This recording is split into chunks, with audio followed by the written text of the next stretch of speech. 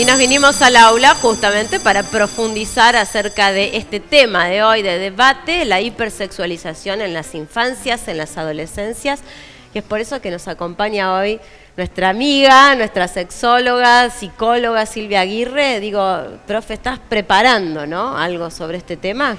Sí, y en realidad a mí me preocupa mucho cuando se habla de esto, que queda como el lado oscuro de la luna, lo que tiene que ver con lo placentero de la sexualidad y las infancias también, ¿no? Sí. Porque pareciera como que hablamos de la parte oscura, de la parte temerosa, de aquello que puede hacer como patologías, de aquello que puede, no sé, marcar de una manera negativa a los niños, a las niñas, ¿no? Pero lo que tenemos que ver es que en realidad de lo que nos tenemos que ocupar, me parece, por lo menos también, es de lo que tiene que ver con lo placentero.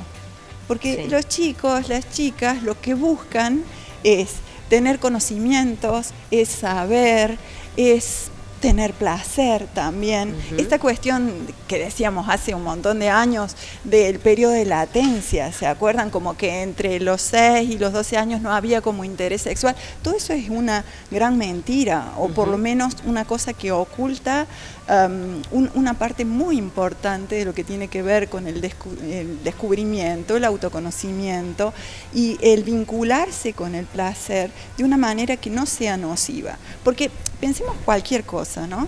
Que nos acercamos en la vida, que es placentera, pero nos acercamos en la vida como si fuese un gran problema. Comer es placentero. Claro que sí. ¿No es cierto?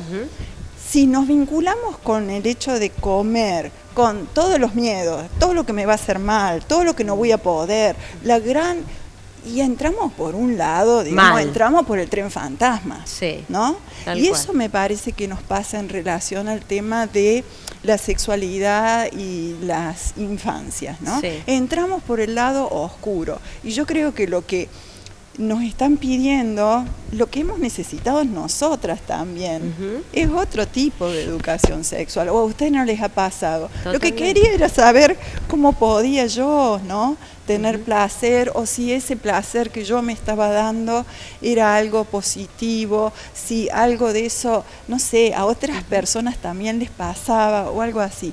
Y ese lado es el que tenemos que ocuparnos, y aquel que tiene que encarar la educación sexual, tiene que encarar las familias, y tenemos que encarar cada uno de los padres, de las madres y de las personas adultas a cargo de niños, de niñas. Bueno, hablábamos un poquito al final del bloque anterior de esto, ¿no? De también los padres poder involucrarnos y estar a la altura de las necesidades y las demandas de los chicos, que muchas veces, digo, no estamos, por una cuestión de falta de tiempo, por una cuestión de que no estamos presentes, o porque también, como decís un poco Silvia, decimos, no es edad, no es el momento, y lo seguimos pateando, y no nos ocupamos. Lo que pasa es que, a ver, no hemos sido formados y formadas para muchas cosas. Sí. Pero para hablar de sexualidad y para tener una vinculación con una sexualidad saludable y placentera, menos. Que menos. Sí. Digamos, es uno de los grandes temas tabú.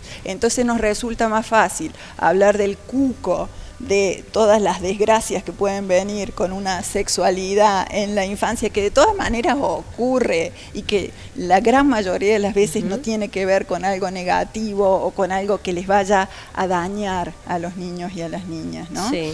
Pero nos resulta más fácil ir por ese lado. Digo, me parece que el gran desafío que tenemos las personas adultas, que tenemos infancias a cargo, tiene que ver con empezar por nosotros mismos y preguntarnos a nosotras si tenemos una sexualidad placentera, una sexualidad como queremos tener. Y si no es así, empezar a ocuparnos de eso, ¿no? Pero muy difícilmente uno pueda hablar de algo que para una misma es un gran tabú, es algo que no tiene muy resuelto en la vida, ¿no? Es muy difícil poder decirle a otro algo que no sea nefasto si para uno es un área compleja de la propia vida. Tal cual. ¿No? Entonces me parece que tenemos que empezar por ahí, revisando lo propio. A ver, ¿te gusta tu sexualidad? ¿Querés tener otra cosa en tu vida sexual? Bueno, empecemos por ahí y después, en todo caso, nos ocupemos de lo demás. Y si te vas a poner a hablar, si te vas a poner a dar clase, si te vas a poner... a ver, podés empezar por aquello placentero. Y no por todo lo otro, que por supuesto que existe, porque en lo humano existe esta otra parte oscura, pero no necesariamente hay que empezar por ahí. Claro, por el lado bueno, digamos, ¿no? ¿Coinciden, comparten? Sí, me pasa que una cosa es hablar de sexualidad y otra de hipersexualidad. Sí me parece que es importante en esto de poder hablarlo, de proteger, de acompañar la capacidad de autonomía, de dar buena información, es desde lo positivo, pero cuando hablamos de el daño y el efecto que genera lo negativo, sí, bueno, es la línea y la división. Claro, pero justamente hablamos de la hipersexualidad porque no hablamos de la sexualidad. Totalmente. Sí. Por eso para mí es clave lo de la educación sexual integral y cuando él dijo, los niños son personas sexuales y sexuadas. Sí. Entonces entenderlo y entender qué significa eso en cada etapa y poder acompañarlo. ¿Y cómo se aborda, digo, desde la escuela, pensando en la ESI, en la educación sexual integral en las escuelas, cómo se aborda? ¿Se aborda, digo, desde la ESI esto de la hipersexualidad en las infancias o no se aborda? La ESI tiene, para mi gusto, un vacío. Tiene un es vacío. Una ley que es muy buena, ¿no? La verdad que hay que reconocerlo, pero tiene un vacío que no entra la variable del placer, que es lo que está hablando Silvia, ¿no? La ESI, de alguna manera, sigue siendo un conjunto sesgado de advertencias con todo lo malo que te puede pasar en el terreno de la sexualidad. Tren fantasma, ¿no? Embarazos, violencias, ¿no? Enfermedades, ¿no? Sí. Nunca hablamos de placer. Tenemos escindida esa variable. Esto, ni que hablar en la familia, donde históricamente, por esta cuestión pacata que yo planteaba al principio, ¿no? Y prejuiciosa, nunca se menciona el placer en relación a la sexualidad, ¿no? Bien. Y me parece que de algún modo, y atando un poco, digo, no es un fenómeno nuevo esto de la sexualización de la niñez. Los niños siempre, y es un juego natural y evolutivo, jugamos a ser mayores, a ser adultos. Y copiamos reglas, gestos, formas del mundo adulto. ¿Qué niña no jugó con los tacos de su madre y no se pintó tempranamente? Ahora, ¿eso es hipersexualización? Y no. Claro. Está investigando, está investigando. Ahora, si reprimimos todo tipo de acción de ese tipo, también de alguna manera estamos limitando el desarrollo de su sexualidad. Hay que tener también cuidado ahí, que hay un límite finito, ¿no? Sí. Hablo de una cuestión problemática cuando esto es incentivado no solamente por los medios, sino también por la familia, y cuando las niñas, particularmente, insisto, porque me parece que cae desigualmente sobre ellas, se les enseña que lo único importante y el único valor que tienen es su belleza y su capacidad de seducir. Bueno, les pregunto, digo, como padres, vos, Kai, decías algo en el bloque anterior de, con todo el consumo que hablamos, ¿no? De los chicos que están tantas horas en pantalla, en series, películas, juegos, y por ahí empezamos a detectar conductas, como vos decías, está deprimido. Vemos que la autoestima está bajísima. ¿Qué hacemos? ¿Cómo se acompaña? Y primero para mí siempre el diálogo, ¿no? Porque quizá nosotros interpretamos que tiene que ver con algo y cuando hay una escucha pasa por otro lugar.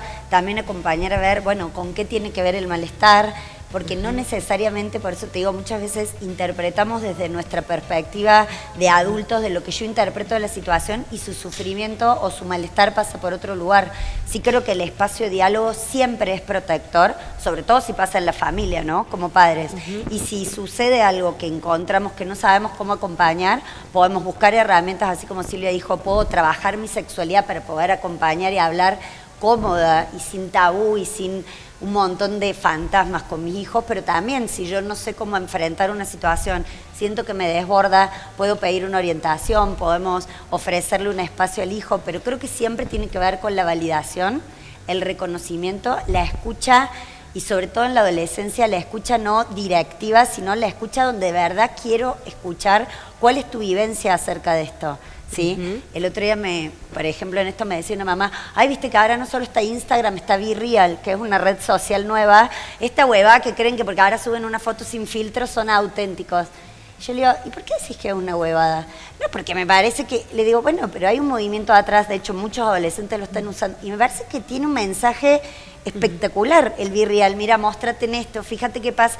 Te digo, a veces cuando nosotros no escuchamos desde dónde sale, de por qué se identifican, y no les dejamos dar ese significado, nos perdemos también entender dónde se traban o dónde necesitan nuestra ayuda. A veces tratamos de llevar algo que es nuestro y nos perdemos de escuchar, bueno, a ellos o ellas.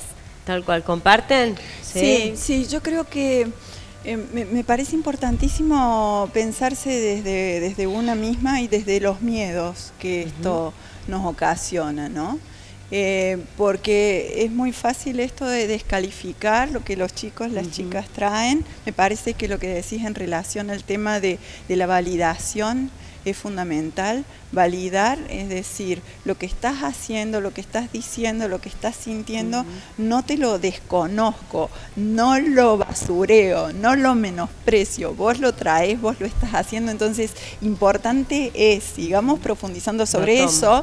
Veo en todo caso, yo como adulta, cuáles son los miedos que esto me ocasiona y en todo caso lo trabajo en mi espacio terapéutico, ¿no? Pero tratar de no llevar, con todo lo difícil que es, sé que estoy diciendo algo que es sumamente complejo, de no transmitirle a esas infancias mis propios miedos, ¿no? Claro. Todas las incertidumbres que me ocasiona un mundo que no conozco y que me parece que es terrible porque no lo conozco.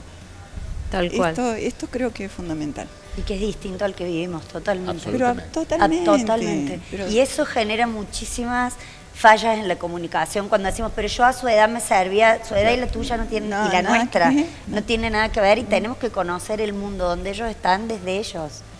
Y en eso, cuando el adolescente sobre todo se siente respetado y escuchado, nos enseña un montón. Desde la música, antes, ay, ¿por qué escuchás esa música? Claro. ¿Qué te gusta de esta música? ¿Qué te genera? ¿En qué te identificás? Yo uso mucho la música porque ellos transmiten mucho a través de la música. Entonces, bueno, he aprendido a entender grandes realidades que son muy distintas a mi adolescencia a partir de escuchar su vivencia de... Porque en realidad son experiencias. Claro. Sí, hay una brecha que se profundiza entre el mundo adulto y la niñez y la adolescencia. Y creo que un factor central en todo eso es que muchas veces proyectamos a los niños o adolescentes de hoy como si fuéramos nosotros cuando éramos niños y adolescentes. Y las realidades son absolutamente distintas, el contexto es absolutamente distinto. Y no hay mejor forma de perder la autoridad con niños, niñas y adolescentes que ponerse a contramano de los cambios, ¿no? Y en vez de hacer este ejercicio de comprensión, de adaptación y también de disfrute de lo que consumen nuestros hijos. Yo creo que nos empezamos a escindir de ellos y perdemos autoridad, no tenemos capacidad de incidencia después sobre este proceso educativo. Tocó el timbre, nos vamos al recreo, pero digo, para todos los papás que están ahí tomando nota, un mensaje, un tips, algo cortito, digo, pensando en esto, como arrancamos el bloque de hoy, ¿no? Pensando en proteger la sexualidad, hablar de sexualidad, proteger las infancias. ¿Qué decimos? ¿Qué les decimos? Bueno, me gusta mucho cómo ella empezó esto de trabajarnos nosotros, nuestros miedos y poner la línea entre nuestro miedo, pero que eso tampoco... O sea, ni miedo que saca la experiencia como esto de sobreprotección o desprotección, ¿sí? Ni abandono de negligencia donde no miramos o no intervenimos en cosas que sí necesitamos acompañar. Porque yo creo que el adolescente, sobre todo el niño, ni hablar, pero cuando se siente respetado, se siente escuchado y se siente que hay un deseo de quiero entender tu vivencia se apoya y busca eso. Entonces me parece que es como ese equilibrio tan difícil entre ni la desprotección, ¿sí? Ni la sobreprotección.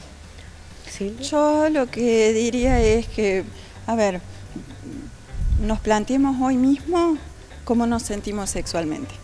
Hoy, con nosotras, con nosotros, con nuestro propio cuerpo, con nuestras relaciones sexoafectivas. ¿Cómo nos sentimos hoy, desde esta persona con esta edad que tengo? Por ahí.